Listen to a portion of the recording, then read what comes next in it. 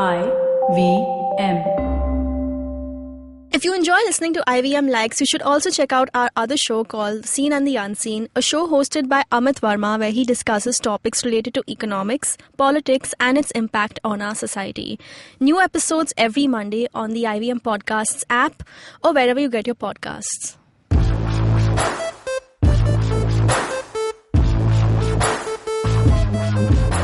Hey guys, welcome to another episode of IVM Likes. I'm Survi, and in the studio with me today is Janam. Hello. And also Amit. Hey. Hey, what's up? I'm good. Good? Everyone's good here? Feeling Yeah. good? Yeah. Absolutely. Alright. Okay, should we get to recommending stuff?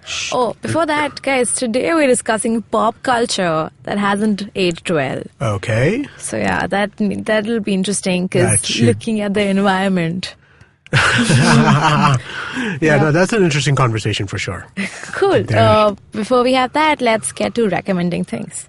Cool. Janam, do you want to go first? Sure. So I'm recommending an Instagram account. It's called Heartbreak Club, Wow. but it's spelled as HERTBREAK Club. Mm-hmm. So this account is actually it's something like I've not seen before. It's full of videos. Okay. But these videos are it's the bio of this account reads nostalgic tapes. Okay. Okay. And they've taken videos from animated series like BoJack Horseman, Rick and Morty, Adventure Time, Tom and Jerry, all these cartoons.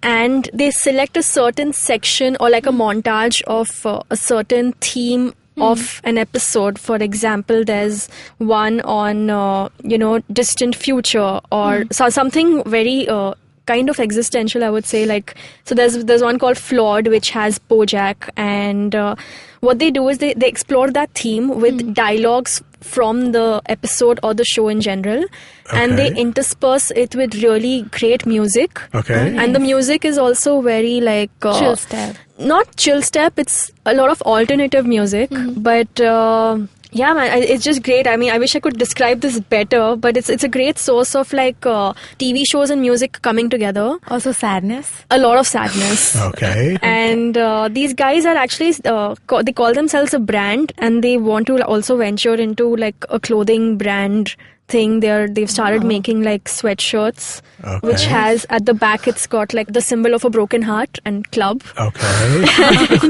And they have on their stories. This is totally they've- up my alley. I they've- want that They put up all sweatshirt. the songs with audio. You can Oh, listen okay. to all the stuff they're playing. Okay. And yeah, the videos they make, right? It's got a very VHS vibe to it. It's Right. not the clear print. It's interesting. Yeah. I think this is something that you're seeing on a lot of Instagram accounts, right? Oh, Which yeah. are kind of video Yeah. oriented. One of my favorites is there's a account called House of Highlights, which is an NBA basketball highlight. So they pick up the greatest highlights in basketball. It's a ton of fun. Then there's another one called People Doing Drunk Things. And there's another one by the same people called People Doing Awesome Things. Oh, wow. So drunk things is just basically, it's mostly pratfalls, people falling off, like, Yeah. and getting hurt in different ways. But people doing awesome things is also kind of fun, right? So what that one is where you see, so like there's this guy who is water skiing, Yeah. and he's got like a bunch of rockets on his back, and then as he's water skiing, he turns the rockets on, and then he starts flying. No way. Yeah, and That's it's like, very cool. yeah, so it's really fun to kind of watch those too. I like these video accounts on Instagram. Yeah. Yeah. They're pretty good. Yeah, but I think nothing beats this new account that I found. Have you heard of this Facebook page? It's called Boys Crying Passionately on Musical.ly.in. No. No. It's just, so Musical.ly, which is now TikTok. Right, TikTok. So right. they use a sad song, and we see boys crying, like literally their eyes out. You can see their eyes are red, and their noses are like, yeah. So it's just basically men Okay. crying passionately. And on have Musical.ly they video. uploaded the video? They've uploaded themselves. Okay. They just curate a playlist of men crying passionately. That's interesting. That's very I don't fun. know how. So interesting is the word I'm using. Oh God. Yep. Okay, that was Jana. Yeah. Amit, do you want to go next? Sure. I have a recommendation for a series of books. It's 8 books. The series is called the Coiling Dragon series. So as you know, that most of the stuff that I recommend from a book perspective is either fantasy or non-fiction. So this is a fantasy book. It's a Chinese novel, been translated into English. It's available on Amazon Kindle, and it's available if you have a Kindle Unlimited subscription. You can get it for free, which I did and I do. So I like the Kindle Unlimited selections. That lasts for 6 months, right?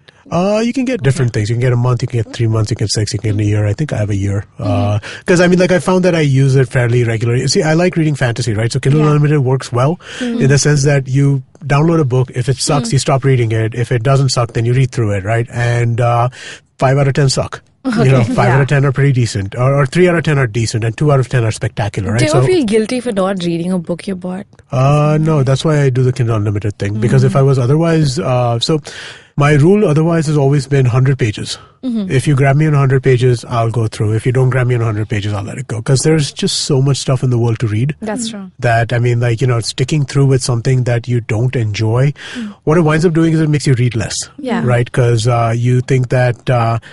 hey, this is something that's going to be, that, you know, I mean, like, I'm not really enjoying it. So, okay, let me put this down. Let me watch some TV instead. Let me put this down. Let me go do something on the internet instead, right? If you're enjoying it, then you'll read. If you're not enjoying it, I mean, like, beyond a point, you're just not going to get into it. That's true. But anyway, to come back to this. So the Coiling Dragon Saga, it's a really interesting thing. So it's a Chinese translation. So I don't know if you guys are familiar with wuxia. No. So wuxia is basically the Chinese art form of martial arts, or basically the literature and movies and stuff like that come from martial arts, right? So old movies like 36 Chambers of Shaolin or Snake in the Monkey's Shadow, or those things all fall under that. Crouching Tiger, Hidden Dragon. These are the movies that come under that. And then there's a whole literary genre around this as well. There is a website called Wuxia World where you get a lot of English translations of wuxia novels. So this Coiling Dragon Saga did really well over there, and so they released it on Amazon as ebooks. I picked it up, I started reading it, and it is really, really good. I mean, like, so it's Chinese, right? So, and it's a Chinese translation in English, so it has like these really weird formulations of the way they say stuff. When they're talking about, like, you know, somebody who is a prodigy, the language they use, like, he is the #1 genius in the Yulan continent, you know, instead of, you know, so I mean, like, you get some anachronisms like that in terms of like how the language sounds, but the story itself was really gripping and really interesting. It starts off with a young kid, like 5 years old at that point in time.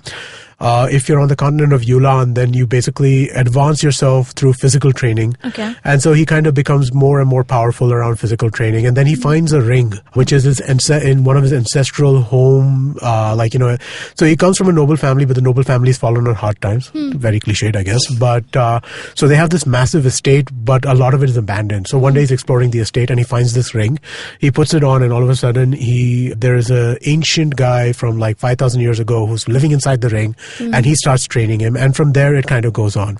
What's really, so it's wuxia also, but I mean, like, for other people who are familiar with, like, you know, the lit RPG genre, this is like that as well, because there's constant leveling up. You go from one level to the next level, and as you go further levels across, you get more powerful. The enemies you have get more powerful. The stuff that you do gets more powerful. And it's like a multi-world kind of space. You know, there are multiple planets, there are multiple worlds, there are tons of gods, there are tons of there's just so much that goes on in this book, and it's so gripping because the characters are so well put together, right? I mean, like, even though it's primarily the story of this one guy, all of the supporting cast around him is so interesting. Everyone from, like, you know, his childhood sweetheart who becomes his wife like 50 years later, because again, so one thing I should mention, that nobody should kind of look at this book and try and make sense of any of the numbers in it. Okay. They make no sense. What numbers? When you say, numbers in terms of distances, time, any of that kind of stuff, those things make no sense in this book. so you're saying it's unrealistic? It's completely. So I mean, like, there are continents which are millions of kilometers wide, and there are continents which are tens of thousands of kilometers wide, and you can travel 10,000 kilometers in like 5 years. But when you want to travel millions of kilometers, you can now get a speed of 500,000 kilometers an hour, and it's just nonsensical. So do they come up again and again for you? So I mean, like, that's the one thing that I kept bumping up against. I'm like, these numbers don't sound right. You know, I mean, like, if it takes this long to travel from this place, see, when you read fantasy, you get into this kind of thing as well, right? So it doesn't sound right that, you know, if this place is this far from this place, you can reach there that fast. That doesn't make any sense. You know, so there are things like that. But having said that, I mean, like, if you let that part of it go and just assume when they say 10 million miles, just assume it means a really, really long distance away. Just like, you know, kind of generalize to that, then I mean, like if you kind of get to that, then the rest of the story just really flies. It's a Like beautifully it's written fantasy, story. like anything's possible. So just not Just get let that go. into Yeah. No, but so I mean, like even within fantasy, you gotta kind of maintain verisimilitude, Yeah, right? yeah, you that's have to be real within the world that you're functioning in. Yeah, there have to be some rules. Yeah, for exactly. But the distance and time rules make no sense. Okay. Other than that, because they talk about a world which is 10 trillion years old, and they talk about like, how every 100 million years this happens, and how every billion years this happens. And when you start doing the math on that, okay, it's 10 trillion years old, and every 100 million years old this thing happens. That means that there are actually more than a billion instances of that occurring. Oh, wow. And so it's Yeah. it's a ton of fun. It's great fun, but don't try and look at the numbers. Okay, Yeah. would you want this to be turned into a movie? I think it could be an interesting movie, but I think the thing that would be a little problematic for it to be a movie is it's too so everything is about the single character and his orbit.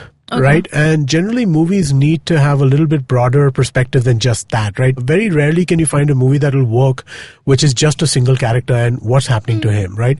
I can't think of that many. Like most of them, you need to have more Multiple around the characters, world yeah. to kind of fill that out. So maybe a TV show. A TV show could be an interesting because then you can kind of go beyond it. And also, actually a TV show makes sense because these are 8 seasons, books yeah. and each book is probably, so 11,000 points on Amazon is probably like 800, 900 pages each. Oh, man, So what? it's a lengthy series. Where do you get the time to read this? I have no life. Wait, so when did you start reading it? It took me about a month and a half. What? I was half expecting you to say 1 year. Or like 1 trillion years. No, a month and a half. I mean, like, how long does it take you to read? I mean, like, it's, I read about like 80 pages an hour or something like that. So, I mean, like, crazy. it doesn't. Shocking. And again, I mean, like, we had a long weekend, right? The Sera weekend. That's true. And I didn't do anything. All I did was read. That's crazy. Wow, 1 month, 8 Yeah. books. That's amazing. Well, that's normal for me. It's not out of this. I read 100 books a year just generally, so it's not out of the. Cool, but it's available on Amazon. It's available on Amazon through the Unlimited program, or you could just buy the books. could just buy it. Yeah, I don't think that there is a non-Kindle version available. Oh, okay. Yes. That's no hard copy. I don't think so. I think it's an so I mean, like it was translated on the website, right? That Wuxia World website, and they put it onto Oh. Amazon. So I don't think that there is a physical Wait, copy. so of it. maybe do you think there's a PDF version of it available somewhere on the internet? Well, I'm pretty sure you could just go on the website and get it. Oh yeah. Yeah, because again, I think you should be able to get it just off the website. That's fun. Thanks, Amit. That was Amit. I'm going to recommend a podcast that I've been listening to. Okay, this one's called Judge John Hodgman. And it's interesting because my friend told me about this and I've been hooked to it since. So basically it's a fake internet judge with a fake internet court and they solve real problems. Wait, wasn't there some Indian show like that? There are lots of Oh, shows. yeah. That's There's so many things on Aapki television Adalat. like that. कानून की नहीं आपका कानून Aapki Adalat, आपकी something like अदालत that. में रजत Mehra Yeah, or- but those are political problems. These are Yeah. like really tiny squabbles that you have with your siblings or with your boyfriend or something. And they've been like, but like the whole thing follows like a procedure, like how Right. you have a case, you take an oath, you say that you won't lie. And whatever you're saying is the truth. And then you sit down, you talk to the judge like he's a real judge. But the squabbles are very tiny. Like one of my favorite episodes is about a roommate complains about her roommate who is really into collecting mason jars. So she has like several cupboards just full of empty mason jars. Like she'll collect old ketchup bottles and keep them and like rinse them and keep it in a cupboard. So the judge has to and the whole fact is, even though we all realize it's a fake court and a fake judge, but basically in the end, whatever the judgment is, he comes up with like a proper judgment. Like he doesn't make Right. fun of anything. Right. Like it's dealt with like very serious things also. Oh. And one of the episodes was about another thing is all the episodes have like legal terminology. So they Okay. the one with jars, that episode was called legal jargon. Okay. And Nice. they have several. One of them is called Public Befriender, Okay. which is about a guy who goes to like every time he's grocery shopping, and he sees an acquaintance, he would have lengthy conversations with these people. And his wife had a problem with that. He's like, oh God, just like small talk and move on. Why do you have to talk to him for half an hour? So wait, I have a question. Like Yeah. all the people involved in the story are on the podcast? On the podcast, yeah. Oh. So they obviously record like in different studios in different countries, but like Right. they somehow, it feels seamless. Yeah. Also, on the recent episode, they had a very interesting problem, which was a lot of listeners tried to listen to podcasts on like a higher speed, like a 1.5 x speed. Yeah, I get that question all the time. Yeah. What do you think? I listen to a lot of stuff on 1.5x myself. Wait, so this is not for like work purpose. This is just like I want to entertain myself. Why do I? No, so I mean, it depends on what you're listening to and what the genre of the podcast is, right? So it's not just work, right? So again, as I mentioned, I'm a big basketball fan, right? So there are tons of NBA podcasts that I want to listen to, but each of them is 45 minutes long, and I can't listen to like 6 of them a week, right? So what I do is I pick some of them, and I almost always listen to them fast because it's just conversation, right? Now, if I'm listening to something like a Planet Money or a 99% Invisible or a Radio Lab, that I will not listen to at a higher speed because there's a tremendous amount of sound design behind that, and you don't want to mess with that, right? Also with comedy, there's so much that works on timing. Yeah, of course. Yeah. So something like you're saying, something interview based or conversational is fine to go long, to go faster. But I mean, I wouldn't. I probably wouldn't listen to like a comedy podcast at a higher speed either, because you're right, timing is everything in that kind of thing, right? But these conversational shows, like a lot of, like this show, this particular show, if people listen to IVM likes at 1.3 or something like that, I think it's fine, right? Because but don't do it. Give us. I don't know. No. They should do it because see, if they do it, that means they have 1/3 more time, with which they can listen to another IVM podcast. That's also kind of true. Yes. So I mean, we want to give them more time so they can listen to more stuff. All right. I guess we'll have to go to Judge John Hodgman to give us. Do you know the history of John Hodgman? Have you heard of him before this? Oh yeah, he's a comedian. I know that he's also been on a late night show. So he was a Daily Show correspondent. Yeah. So he was one of the guys on that. But I think what he's best known for is he was the guy in the Apple versus PC commercials. Ooh. He was the PC on that. Are you serious? Yes, I am. Oh, wow. Yeah. This is crazy. Yeah. Can I look that up? Yeah, no, so he's a really funny, interesting guy. He's also... he did an audiobook of his own book, which was one of the funniest things I'd ever heard. Is it called what's the book called? Vacation Land? No, it's not called that. I can't remember the name of it right now, but he had done his own audiobook with, so there was a musician named Jonathan Colton, who had done the music on that, and he had done the book, but I can't remember the name of it. Wait, I'm going to find out. Judge John Hodgman. I'll tell you what, let's do our break, and then in the meantime, we can come back and talk about what that is. Let's take a break. Hello, everybody. Welcome to another week on IVM Podcast. It's been a great week. If you're not following us on social media, please make sure you do. Also, please make sure that you do tell a friend about a podcast. We really, really, really are trying to grow the audience, and the more people who you tell, the better off we all are.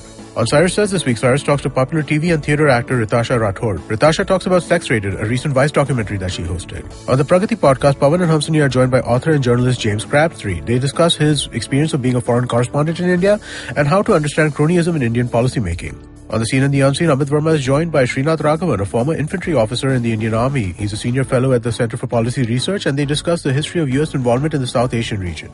On the Rediscovery Project, Ambika and Hoshna rediscover Mumbai this time. They talk about their visits to Elephanta Caves, Dharavi, and Bhaudaji Lal Museum.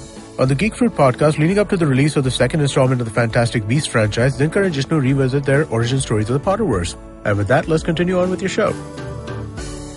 Hey guys, welcome back to IVM Likes. And before we went to the break, we found out what book Amit was talking about. Well, it wasn't exactly a book that I was misremembering a little bit, but as part of his book, The Area of My Expertise, he did this thing called the 700 Hobos Project, where he had names of 700 hobos from across, he just kind of made up these names, right?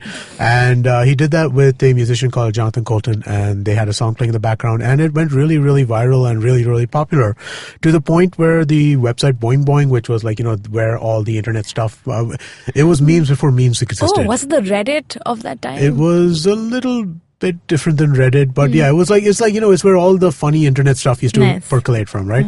So they had they figured out a way to kind of ask 700 different cartoonists to illustrate each of these 700 hobo names, and it was a really fun kind of thing. That's what I was remembering it from. Oh, that's quite fun. Okay, let's do a quick recap before we get into the second round. Shanam, what did you recommend? I recommended the Instagram account called Heartbreak Club. Okay. I recommended the Coiling Dragon Saga. I recommended the podcast Judge John Hodgman. Okay, guys, are you guys ready for the round 2 of this podcast? Yes. Art obviously has its restrictions, and again, a lot of things don't age well. But it just, yeah. You know what? This triggered this whole thing was because I saw Steve Carell's tweet about The Office. Okay. And now he tweeted that The Office would have not been the show would have not worked in this political environment. Yeah, so I feel like, again, because have you seen The Office? I actually have not. It's the one sitcom that I have not seen a single episode of. Or one really popular sitcom that I have not seen a single episode. Oh yeah, it's quite popular. And if I also look back to it, I feel like a bunch of things, like one, instance that like comes back to me is when Michael was kind of roasting the entire office. Like he was saying, hey, you're this, roasted. And then one of the employees, Oscar, is gay. And he just shouted, Oscar, you're gay, roasted. So again, the casual homophobia won't work in this time and age. Also, I think he called someone fat also. He's like, you're fat. You're fat, Phyllis. Yeah. It's still funny if I watch it, but it's just, whatever. We're smarter. We know what doesn't work now. I think Michael Scott's entire character would be problematic. Yeah. I think that's true to a lot of different things, right? So I mean, I was thinking about this a little bit when you told me about the topic, right? And I was like, there's so much stuff, right? I mean, like, especially when it comes to the relationships between men and women, and when it comes to racism. These are two areas where there's just so much to mine, there's right? So much, yeah. That, I mean, like, things that just would never have even been considered today. That's true. Yeah. Yeah, and so like a lot of, I mean, I'm still watching 30 Rock, and like yesterday I saw like a reference to rape, which was borderline like problematic, not exactly problematic, because I know those writers also are super advanced for their time also. Right. But again, like things are like easier to like, I feel like there's like a lot of boxes to check on when you're writing today. In today's time and age. What do you think about Friends? Have you seen Friends? Yes, I have. I do remember a lot of like homophobia in general. Like Joey has that popular joke where Ross is telling him, I can't remember this exactly, but he says, try me. Give me a little bit more and I'll be able to do it. I've seen Friends a ton of times. So Ross is a paleontologist, right? So he is explaining something about Homo erectus. And this Joey just goes on like he keeps fixating on the word homo, and it's but is he fixating on homo or is he fixating on erectus? Both. No, but there are several jokes like this with the word homo in it. And there's a lot of gay panic in Friends, right? Yeah. I mean, like the idea that Chandler and Joey are often mistaken for a couple together, and that is also kind of treated in a way which is not exactly respectful. Also there's this one part where Ross and Joey fall asleep cuddling. And that they just make such a big deal out of it. Like, oh my god, nobody should know. This is awkward. It's also kind of like a little too alpha male, or like, men don't have emotions, or like they don't like cuddling. So there you go. There's a third aspect, right? I mean, like, which also is problematic, which is this, the way that we talked about gay characters back then. It was really, really different. Yeah. I mean, like, even when I think about things like 25 years ago, right? And I think about the way that people would deal with, people would talk about gay people just generally, right? And even if you were the most enlightened person in the world at that point in time, you would still come across in today's world as somebody who is just an absolute bigot. That is true. So, what do you think about, so this might be, I don't know, but I know some people who's like my age who still the only content they consume is just Friends. Okay. I feel like they kind of are not doing justice to themselves. But that's limiting yourself only. Yeah. If you were going to watch the same thing over and over again. No, it's not even over again. I feel like they've, like, again, it's not like, they are also like, they're from the similar background, but they just keep going back to Friends all the time. I don't know. No, so it's fun, right? I mean, like, so Friends, I think, came on Hotstar recently. So I think I watched a couple of episodes because I hadn't seen Friends, I think, since it ended. Before it ended, so I remember the first 4 seasons, I must have seen each episode maybe 10 times. Because in the mid-90s in India, and this was literally the mid-90s, that was the only American TV serial that you could get. So I watched it a ton at that point because the other things that you had were really crappy. There was The Mind of the Married Man. I can't even remember the other shows we had, right? There was nothing that was there on television except for this. So I saw that a ton at that point in time. But since then, I haven't watched it at all. So I saw it on Hotstar. I was like, let me watch it for a bit. And I saw a couple episodes and they were fine. But it is not... That's true. It's not... Yeah, like for the most part, you kind of feel like, there's something wrong. But would you rather watch a problematic show but that's really funny? or like a show that's really dull but says all the right things. I'm okay with problematic. To be I'm honest also with you. same. I'm also kind of okay with it because at the end of like once I'm done watching the show, I know who I am as a person. I won't Yeah, and as long as you got a little entertained by some of the humor, Yeah, it's fine. exactly. Yeah. And I mean, like, see, the thing is that one of the questions that comes across is not everybody is going to find the same thing funny. Not everybody is going to find the same things offensive, right? I mean, like, and to act like everybody has to have these same points of view around everything feels like reductive to individuality in many ways. Also true, Wow, what did I just say? That was a lot of good words. No, but I feel even coming to Bollywood, even if you remember the movie Dostana. Yeah. The Amitabh Bachchan movie or the Akshay Kumar movie? Not Akshay Kumar. It was John Abraham. John Abraham and It wasn't Abhishek Bachchan. Oh, Abhishek Bachchan, okay. Yeah. Yeah, so like there also like Kiran Kher, the mom, she had this whole thing like, oh, mera beta gay nahi ho sakta. That is also true. Oh my god, I completely forgot about that movie. And that movie was a hit. Like big hit. Yeah, it was a big hit. And like it actually, like when the trailers and all were out, we thought they are gonna enlighten us on homophobia and kind of break that, but they did the opposite. I remember really liking that movie, and now in that context, I'm like, oh shit, I have come a long way. The movie I've seen the most in my life, right? The number one, like, most viewed movie is a movie called Naseeb. It came out in the early 80s. Amitabh Bachchan, Shatrughan Sinha, Rishi Kapoor, Hema Malini, Kim, and Reena Roy. Manmohan Desai, multi-starrer. And I just think about the way Hema Malini's character was in that movie. Zero agency. Really? Yeah, so she's a pop singer who is in London. She thinks that, so she believes that, so she comes back to Bombay. She falls in love with Amitabh Bachchan. She sees him drunk one time, and Amitabh Bachchan tells her, listen, I'm a drunk only, you go with my friend Shatrughan Sinha, who's in love with her, and she goes. What? And I'm just like, how does that happen, right? And how does that make sense in any kind of way, right? But that's the, I mean, like, that's what, script, and that's what was happening. I mean, like, there are so many problematic representations in that kind from that time that, I mean, like, if you start like listing like, old Bollywood and treatment of women and like the movie many. Dil. I think till date there is. Oh, I remember Dil. Amir Khan and Madhuri Mishra. Oh, yeah. A series of sexual assaults So until many. Amir Khan finally kisses her on the mouth and she falls in love with him. I mean, like, you think about is what true. that Also, movie was. Man, Yeah. there was this really... I remember enjoying that movie again. Because the first half of it was very funny. There were a lot of jokes in it, right? That's And I mean, true. like, we didn't have a very... Even Hasina Maan Jayegi. What's that movie? Hasina Maan Jayegi?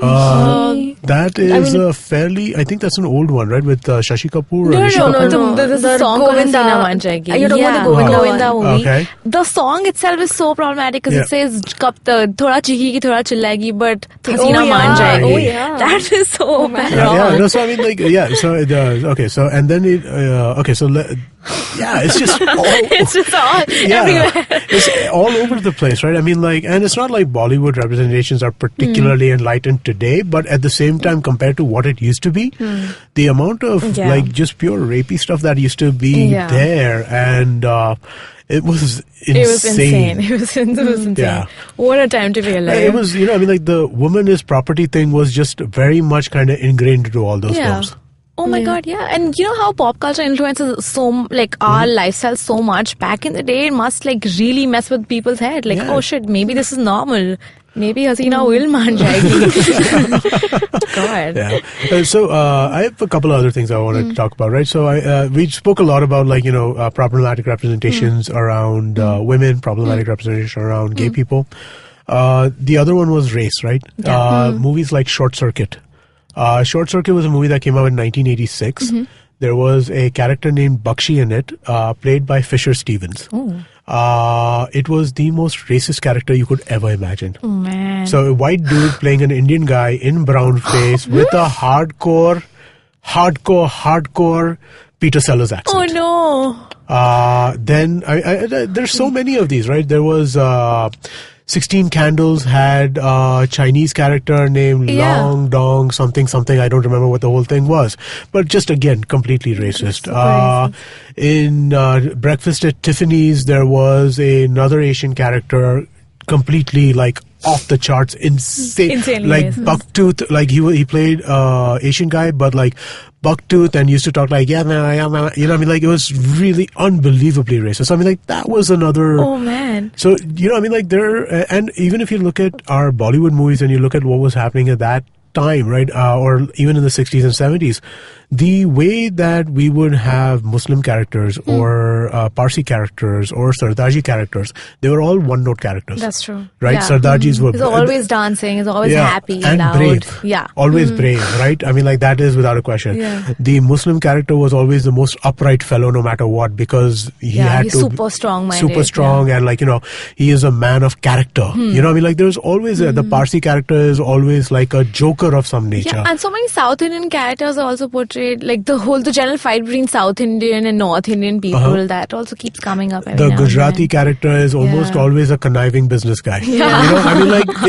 there is, you know, we stereotype in such deep ways when it comes to race. It's ridiculous. And we've grown up believing some of them. We're going to be like, oh, maybe this is how it is. Yeah, no, but I mean, like, that's, you see that a lot, right? I mean, like, right now you talk to people and they're like, oh, we're just lampooning the culture. You know, that's what they say, right? But I mean, like, dude, this is not lampooning the culture, because you put it all on like one note kind of this, right? I mean, like, if you want to lampoon the culture, okay, so the Parsi guy can be like this mad bawa, but he also has an internal life. That's true. You know, and you got to show that if you don't want to lampoon this, right? Or same with the Sardar, right? I mean, like, he might be like, you know, this happy, jolly guy, but he also has an internal life. You know, I mean, like, and they don't show that in any way whatsoever, and that I think is very, very problematic kind of way of representations. That's true. Yeah.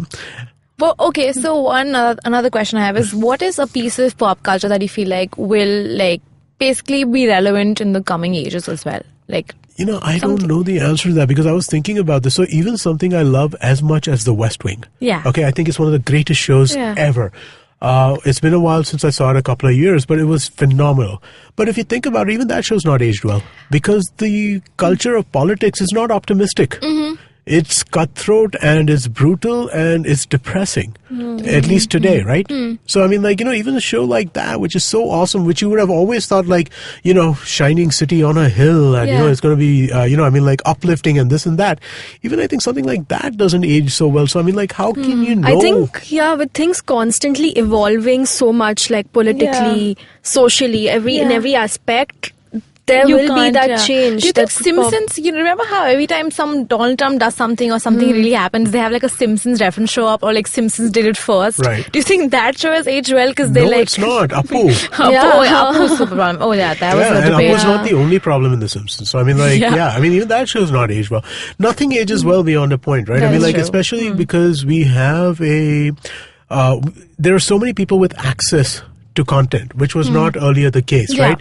And I think access leads to, or rather, the more people who are engaging with certain types of content, the more points of view they're coming from, the more they're being able to express their points of view, the tougher it gets to kind of make something that is going to work relevant every forever. time. That's true. Right? Because, I mean, old classics, Mother India, right? Not relevant in today's relevant, world. Gone with the Wind, not relevant in today's Also, world. You know, I mean, like, even if you look back to like stuff which is super classic, there's still problems with, like, you know, the way that things are just looked at, or the way that they kind of look at the world, because the world's changed so much. Yeah, I get it, because and we can't really blame the showrunners from that time about this, because again, they were not informed, or whatever, the culture hadn't formed. Exactly. And now we're they were actually pioneers for their time, right? In the sense that they were some of the most positive representations at the time.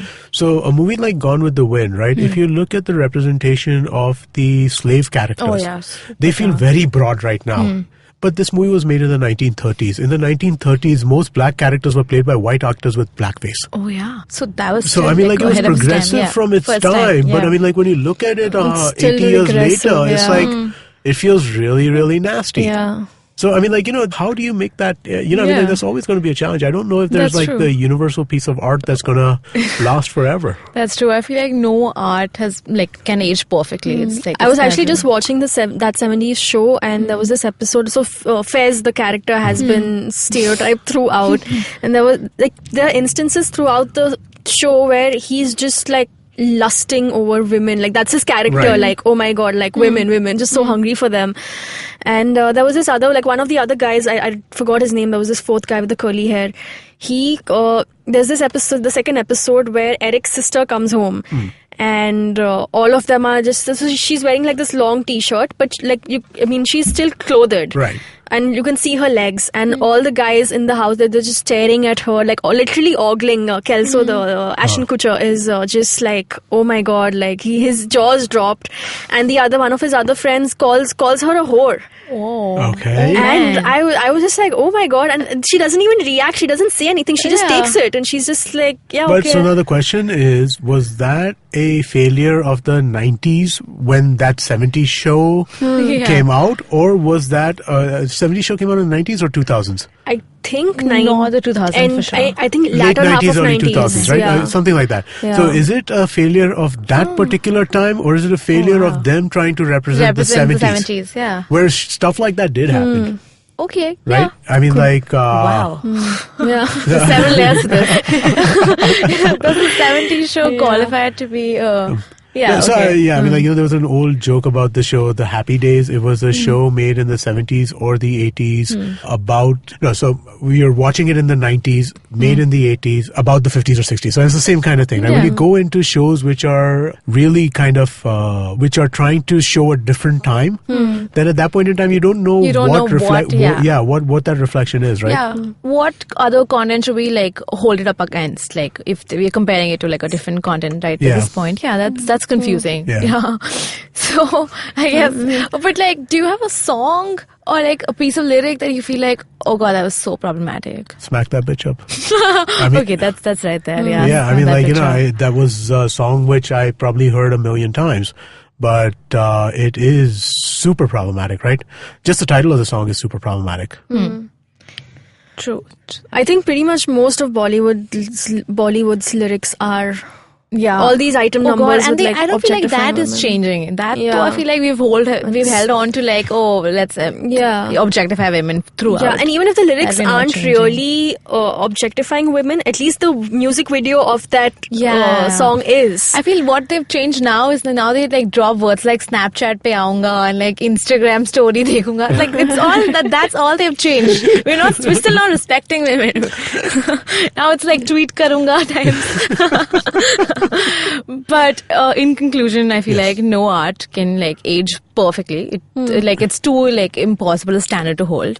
So, but again, we just have to be like aware. Yeah, you have to see everything is a point in time, right? You have to look at it in the context of its time, and I think that I think that is something that you have to consider, right? I mean, there is stuff that is very problematic that is old, but at the same time, it was made at a time where it might not have been problematic. Yeah. There is stuff which has been problematic the day it came out, like Birth of a Nation was problematic the day it came out, right? That I don't know if you guys are aware, but it was like an extremely racist movie made in like the 90s. It was I think it was the first sound movie ever made or something like that. It was about the way the Ku Klux Klan started and that kind of thing.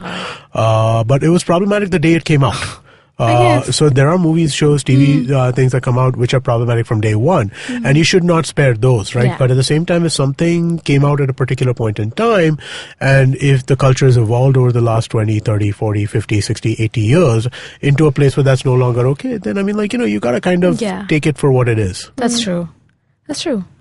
Alright guys, this was another episode of IVM Likes. Thank you, Amit. Thank you, Janam. Thank you. Where can we find you, Janam? You can find me on Twitter. I'm at Janam Devan.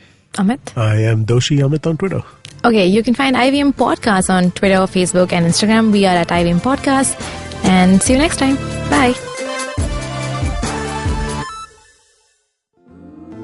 Ladies and gentlemen, you are about to listen to attempt number 15 to record the promo for the podcast Vartalab. Vartalab. Vartalab. Vartalab. Vartalab. All day, all night, Vartalab. Oh yeah.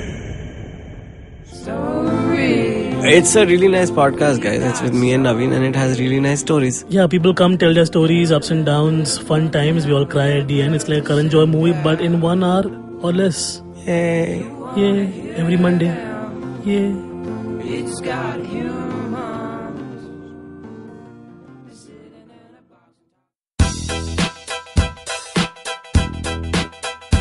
Yeah. It's IVM here, let's go. We the IVM kids on the block over here. Just to talk, taking a break from producing all day. Coming on this podcast cause we got stuff to say. IVM Daily is the name of the show. Monday to Friday, we ready to go. Talking about stuff in our head. We might even talk about our favorite bread. Signing out, it's IVM here, the podcast network that's in your ear. Catch IVM Daily Monday to Friday on the IVM Podcast app or wherever you get your podcasts.